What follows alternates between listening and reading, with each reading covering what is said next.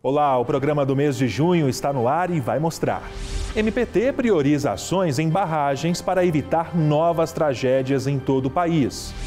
3 novas procuradoras do trabalho tomam posse. Aqui no Trabalho Legal você também vai saber a importância do setor financeiro no enfrentamento ao tráfico de pessoas e ao trabalho escravo contemporâneo. E mais. O combate à exploração do trabalho de crianças e adolescentes no Brasil. Como a aprendizagem é fundamental para a inserção de jovens no mercado. O Trabalho Legal está no ar.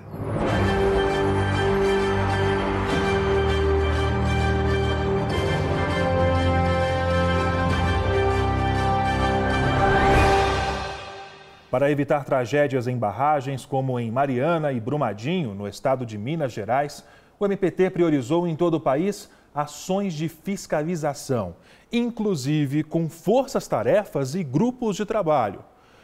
A instituição tem realizado assembleias para intermediar acordos entre trabalhadores, empresas e a população em geral para que prejuízos sejam amenizados.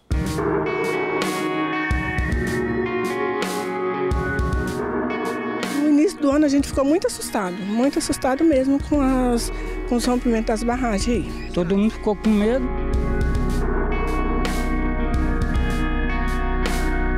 Os acidentes com as barragens em Minas Gerais chocaram o Brasil e o mundo. Quem trabalha ou mora perto de áreas assim, como no Distrito Federal, passou a ter preocupação após as notícias dos desastres. Muitos falam que vai se mudar, que tem medo da barragem estourar e morrer todo mundo, que não tem como sair. A coordenadora do Grupo de Trabalho e Prevenção de Acidentes em Barragens do Ministério Público do Trabalho, Natasha Rebelo, explica que agora, além da investigação, a prioridade é a segurança desses locais. Estamos expedindo notificações recomendatórias para cumprimento da legislação e apresentação de documentos às empresas responsáveis por essas 43 barragens eleitas como alvo prioritário de atuação. Além disso, o MPT também tem trabalhado paralelamente com geólogos, peritos e outros profissionais que atuam na prevenção de acidentes em barragens. Um dos objetivos é entregar um diagnóstico para a Procuradoria-Geral do Trabalho para que novas ações sejam priorizadas. Com o apoio do órgão, 9 estruturas que represavam rejeitos de minério em Minas Gerais foram interditadas por risco de ceder. Estamos em tratativas com o Ministério Público Estadual de Minas e com o Ministério Público Federal para desenhar uma estratégia de atuação coordenada entre os ministérios públicos. Procedimentos que devem assegurar o pagamento de indenizações às famílias das vítimas e sobreviventes, direitos trabalhistas e condições seguras de trabalho na área de mineração. Para o diretor que representa os trabalhadores em Minas Gerais, sem fiscalização não há segurança. Se não tivermos fiscalização para fazer que se cumpra a legislação de mineração menos agressiva e pensando menos nas pessoas, a gente vai ter sempre tragédias como a de Brumadinho e não vamos conseguir fazer um ambiente de trabalho saudável, seguro para os trabalhadores de mineração. O resultado das ações estratégicas deve garantir, sobretudo, o direito à vida de cerca de 3,5 milhões de brasileiros que vivem próximos a barragens com risco de rompimento. O mesmo trabalho pedagógico e de fiscalização também ocorre paralelamente em outros estados, como no Pará, Mato Grosso do Sul e Goiás. Se vier essas barragens vier romper um dia, a gente não tem tempo nem de gritar por socorro, porque a gente não tem para onde ir. Infelizmente, a gente não tem. Desde 1888, o Brasil tenta se livrar das amarras da escravidão. Entre 1995 e 2018, mais de 50 mil pessoas foram resgatadas de condições de trabalhos degradantes, análogas às de escravo. Grande parte delas com o apoio da Coordenadoria Nacional de Erradicação do Trabalho Escravo, a CONAET. Este braço do MPT fiscaliza a publicação da lista suja do trabalho escravo, que reúne empregadores que insistem nesse crime. A coordenadoria também atua no combate ao tráfico de pessoas, que resultou em 80 termos de ajuste de conduta e 39 ações ajuizadas na Justiça nos últimos anos. Saiba mais sobre a CONAET em www.mpt.mp.br. Os aplicativos de transporte e entregas chegaram com o propósito de facilitar o dia a dia das pessoas e viraram febre no país. Tanto que cerca de 4 milhões de brasileiros dependem deles de forma direta ou indireta. E aí está uma preocupação do MPT: os direitos dos trabalhadores. Eles estão por toda parte, de carro, de moto e até de bicicleta. Os serviços de entrega e transportes por aplicativos têm tomado conta das ruas no Brasil. Samerson encontrou nos apps uma forma de driblar o desemprego. Ele ganha por entrega, em meio a uma rotina intensa. Rodo em média 45 km por dia, mais ou menos é R$ 5,90 por entrega.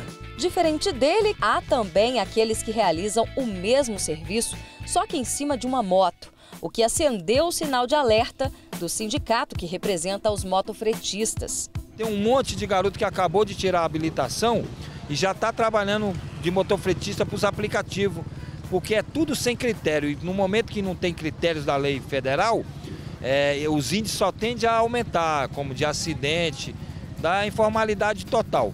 Depois de 2 anos desempregado, Sayron também entrou na onda dos aplicativos, mas como motorista. No começo eu não era muito experiente, eu vou dizer que eu já tive até problema de saúde, porque eu não soube regular essas pausas de alimentação, de banheiro, essas coisas, e eu não quero passar por isso novamente. Apesar de trazer comodidade e facilitar a vida de muita gente, este tipo de serviço ainda é precário do ponto de vista trabalhista. Os direitos dos trabalhadores não são garantidos em sua totalidade. E é por isso que o MPT tem realizado audiências públicas e estudos para avaliar a realidade de mais de 4 milhões de brasileiros que dependem dos aplicativos de transporte e de entrega para sobreviver. 5 pontos de preocupação foram elencados. Invasão de privacidade. O trabalhador está sendo monitorado por videovigilância, por audiovigilância, por dispositivos de geolocalização, GPS. Então, isso tudo leva a uma invasão de privacidade. E isso precisa ser pensado. Qual é o limite entre a vida do trabalhador e sua vida privada? Excesso de trabalho. Eles estão tendo que trabalhar mais porque a precificação é baixa, o preço que eles recebem é baixo para conseguir sobreviver.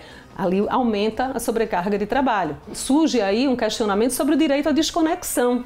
Robotização. Esse temor também vai fazendo com que o trabalhador aceite qualquer coisa, com que o trabalhador se sinta o culpado pela sua situação. Formas de contratação. A Uber define todo o passo a passo. Então, qual é a autonomia que o trabalhador está tendo aí? Representação sindical. Como é que fica a representação desses trabalhadores que estão isolados, que se sentem empreendedores, que têm que lutar por si mesmos, né? E que estão sozinhos? Parte desses e outros assuntos compõem o livro Empresas de Transporte, Plataformas Digitais e a Relação de Emprego. Um estudo do trabalho subordinado sob aplicativos, em breve disponível no site do MPT.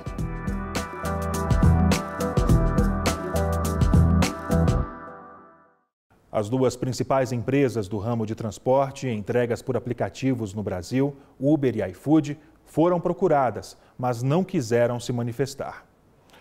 O MPT empossou em Brasília 3 novas procuradoras do trabalho, aprovadas no 20º concurso de ingresso à carreira.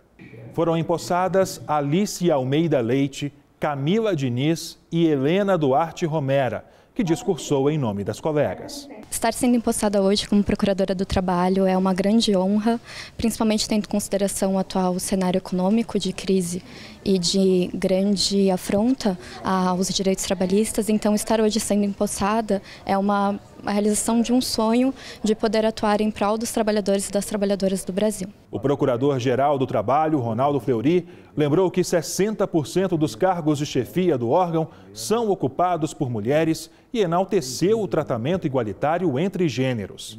É uma característica que traz muito orgulho para a nossa instituição, de ser o ramo do Ministério Público brasileiro com maior quantidade de mulheres.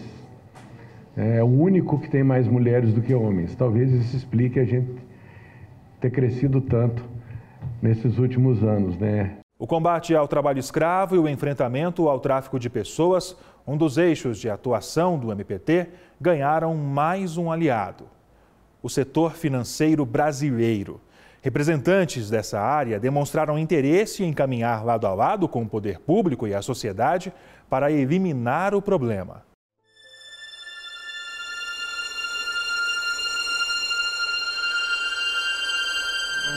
Eu trabalhava num bar de copeira quando eu conheci a Zuleika. Ela tinha 35 anos, ela morava na Suíça. Agenciar, recrutar, transportar, transferir, comprar. Alojar pessoa mediante ameaça, violência, coação ou abuso para fins de servidão, adoção ilegal, remoção de órgãos ou trabalho escravo ou exploração sexual. É crime sujeito a até 8 anos de reclusão e multa, além de violação dos direitos trabalhistas. Foi muito difícil para mim. Estatísticas da Organização Internacional para as Migrações, da ONU, revelam que no Brasil, 80% das vítimas do tráfico humano são mulheres, 56% delas vítimas de exploração sexual. E o fluxo do tráfico é predominantemente para os Estados Unidos e para a Suíça. Segundo o diretor do Centro para Pesquisa de Políticas da Universidade das Nações Unidas, James Cockayne, é possível promover o intercâmbio de ações efetivas em que o sistema financeiro atue contra o tráfico de pessoas e o trabalho escravo. Segundo ele, o Brasil tem formas inovadoras de lidar com esses problemas e o resto do mundo pode aprender com o país. O diretor explicou ainda que existem pelo menos 3 maneiras do sistema financeiro coibir o tráfico de pessoas e a escravidão moderna. A primeira é o acesso à informação sobre essas empresas que permitem a escravidão moderna. A segunda é o poder de escolher a concessão de créditos a partir dessas informações. E a terceira é o incentivo e a inclusão financeira de empresas que estão vulneráveis à prática dos crimes. Procuradores do MPT formaram um grupo de trabalho com representantes de 3 comissões nacionais, CONATRAI, CONAET e CONATRAP, que se revezaram para dialogar com o reitor. Para a coordenadora nacional de erradicação do trabalho escravo, Catarina Von Zuben, também pode haver responsabilidade do sistema financeiro quando há crimes na cadeia produtiva. Então, a partir do momento que você financia uma atividade, essa atividade amanhã ou depois ela é confundida ou ela é ligada ao trabalho escravo ou à violação séria de direitos humanos, isso traz uma responsabilidade do setor financeiro. O procurador do Trabalho e secretário de Pesquisa e Análise de Informações, Luiz Fabiano de Assis, mencionou a lista suja do trabalho escravo como uma ferramenta efetiva para a tomada de decisões do sistema financeiro. Envolve, por exemplo, a lista suja, né? Com a previsão de que as instituições financeiras devem considerar a lista suja no processo de concessão de crédito. Violações como o trabalho análogo à escravidão e tráfico de pessoas podem ser denunciadas pelo site do MPT e por meio do aplicativo MPT Pardal, disponível para Android e iOS. Logo depois do intervalo, o enfrentamento da exploração do trabalho de crianças e adolescentes no Brasil por parte do MPT.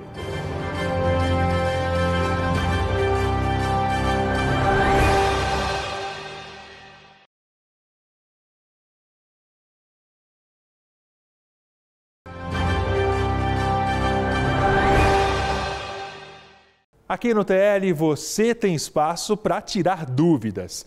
A pergunta de hoje vem da Bahia. Meu nome é Thaís, moro em Riachão das Neves, Bahia.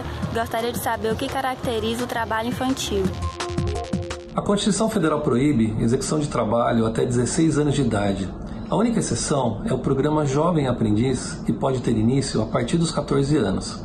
Importante dizer também que a Constituição proíbe atividades insalubres, perigosas e realizadas em trabalho noturno para adolescentes até 18 anos de idade. Ou seja, qualquer flagrante realizado nessa condição pode ser considerado objeto de um auto de infração ou pode ser objeto de uma investigação do Ministério Público do Trabalho. E você, tem alguma dúvida relacionada ao direito do trabalho? Basta gravar um vídeo com o celular na horizontal e enviar para o e-mail que aparece aí na sua tela. E nós continuamos falando desse assunto porque o combate ao trabalho infantil é um dos pilares do Ministério Público do Trabalho.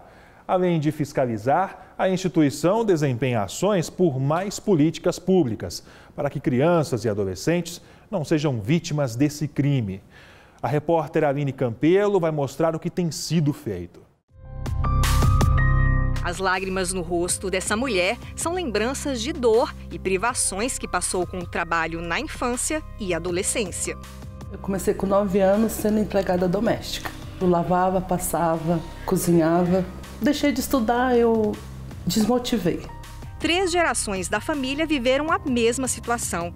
A mãe, a irmã mais velha e a filha também tiveram que colocar de lado as brincadeiras e os estudos para priorizar o sustento dos familiares. Era muita exploração, mais de 12 horas de trabalho, sabe? De começar 7 horas da manhã, terminar 8, 9 horas da noite. Quando tinha apenas 11 anos, Samanta conciliava a rotina escolar com afazeres domésticos e as vendas de bombons que ela mesma fazia e comercializava durante a noite em bares no Distrito Federal. Eu me sentia na responsabilidade de ajudar a minha mãe, né? Um período difícil, além do trabalho precoce, ela ainda era obrigada a enfrentar situações que envolviam assédio sexual. De querer passar a mão, querer brincar assim, ai, o que esse bombom tá fazendo fora da caixa? O trabalho infantil não é brincadeira, expõe a criança a inúmeros riscos e causa danos. É o que explica este psicólogo. Sérios prejuízos de ordem física, emocional, psicológica, social e familiar. A criança ainda não formou todos os seus órgãos, como por exemplo o seu cérebro. Então, fisicamente, ela não é preparada para ter uma carga de trabalho assim como um adulto. Nós vamos falar que suas enzimas, os seus neurotransmissores, seus hormônios, todos eles ainda não estão preparados para o ajuste de uma carga laboral. O número de crianças e adolescentes com idades entre 5 e 17 anos em situação de trabalho no Brasil era de 2.700.000 no ano de 2015. Passou para 1.800.000 em 2016, segundo o governo federal. Redução que foi questionada pelo MPT, já que a metodologia da pesquisa não levou em consideração o trabalho do próprio consumo, o que representaria quase 1 milhão de pessoas. Entre 2013 e 2017, o Ministério Público do Trabalho ajuizou 946 ações na Justiça e realizou 7.203 termos de ajuste de conduta contra práticas de trabalho infantil. O órgão também integra o Fórum Nacional de Prevenção e Erradicação do Trabalho Infantil, o FNPET, e participa de discussões envolvendo o tema em todo o Brasil, inclusive no Congresso Nacional.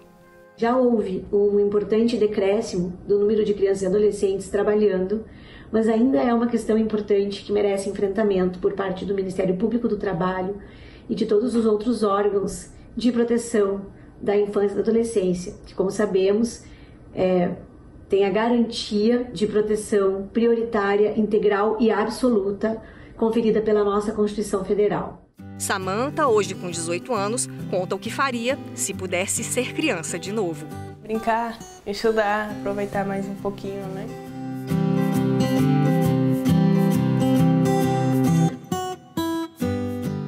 O Fórum Nacional de Prevenção e Erradicação do Trabalho Infantil, FNPET, lançou uma campanha de conscientização sobre o trabalho infantil. As peças publicitárias poderão ser acessadas no site e redes sociais do MPT. E o tema está também na imprensa.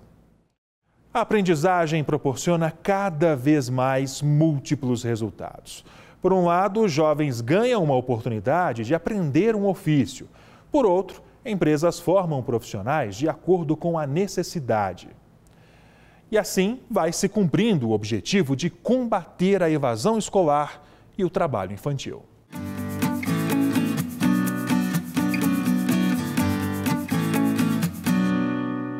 Pela legislação, médias e grandes empresas são obrigadas a contratar aprendizes.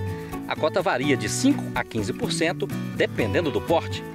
Mas, segundo o levantamento do Fórum Nacional de Erradicação do Trabalho Infantil, ainda há muitos jovens fora do mercado de trabalho por falta de oportunidade. O Brasil teria a possibilidade de assegurar esse direito a aproximadamente 900 mil adolescentes e jovens. Contudo, na faixa de 14 a 17 anos, apenas 400 mil estão em programas de aprendizagem. Além de participar do FNPET, o MPT fiscaliza e atua de forma pedagógica, por meio de seminários, campanhas e até cartilhas disponíveis gratuitamente na internet. Para contratar jovens aprendizes, é preciso estar atento ao que prevê a CLT. Jovens só podem ser contratados a partir de 14 anos. O contrato não pode ser superior a 2 anos. A duração do trabalho não pode exceder as 6 horas diárias. O trabalho não poderá ser realizado em locais prejudiciais à sua formação ou em horários que não permitam a frequência à escola. Em um mercado de trabalho que exige cada vez mais profissionais qualificados e muitas vezes as empresas não encontram, treinar adolescentes e jovens pode ser, assim, uma boa saída. Pesquisa do CIE, em parceria com o Datafolha, mostra que 25% dos jovens contratados como aprendizes acabam sendo efetivados pelas empresas. E este é o sonho da Patrícia e do Eduardo. Eles trabalham organizando e protocolando processos na Secretaria Municipal de Meio Ambiente da cidade ocidental, em Goiás.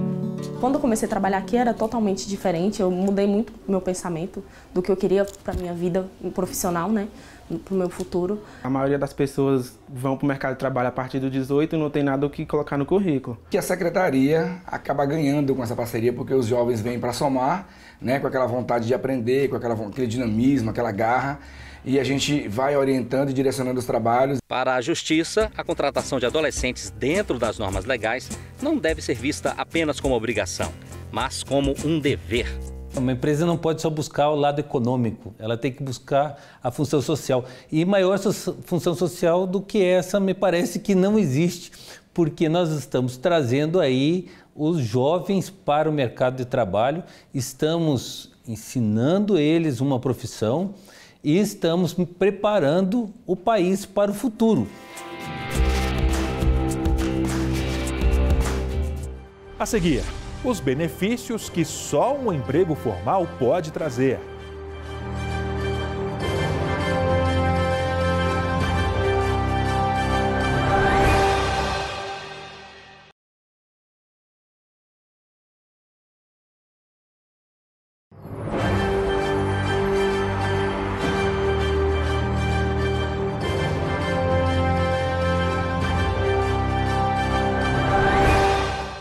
Mesmo com a lei de cotas, quem possui qualquer tipo de deficiência ainda encontra dificuldades de inserção no mercado de trabalho.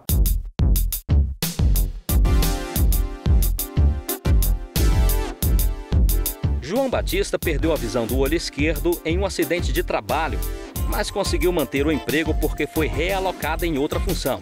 No começo, a gente fica um pouco apreensivo, porque algumas dificuldades vão acontecendo, né? Eu tenho dificuldade na questão de olhar, eu tenho ponto, posições, né? Eu tenho dificuldade de identificar. Mas a gente vai adaptando, com o tempo a gente vai se adaptando às coisas. Dos 900 trabalhadores da empresa onde ele trabalha, 40 são pessoas com deficiência, também chamadas de PCDs. E olha que nós temos menos PCDs do que a gente gostaria. Nós sempre estamos em busca, porque nós somos uma empresa que busca a inclusão.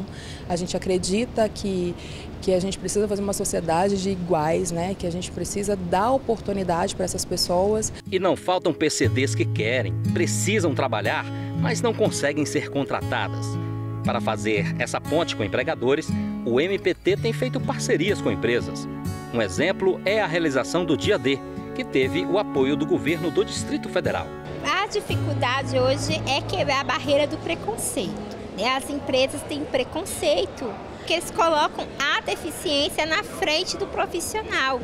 E nós sabemos que tem pessoas com deficiência com capacidades grandes, né, de agregar valor para a empresa, de trazer bons resultados. A pessoa com deficiência quer ser reconhecida por sua competência profissional, mas encontra muitas dificuldades para conseguir espaço no mercado de trabalho.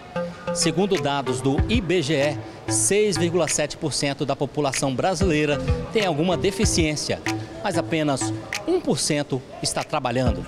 E quase todos, 94%, só foram contratados devido à lei de cotas. Mas há empresas que alegam não conseguir preencher as vagas obrigatórias porque não encontram profissionais qualificados.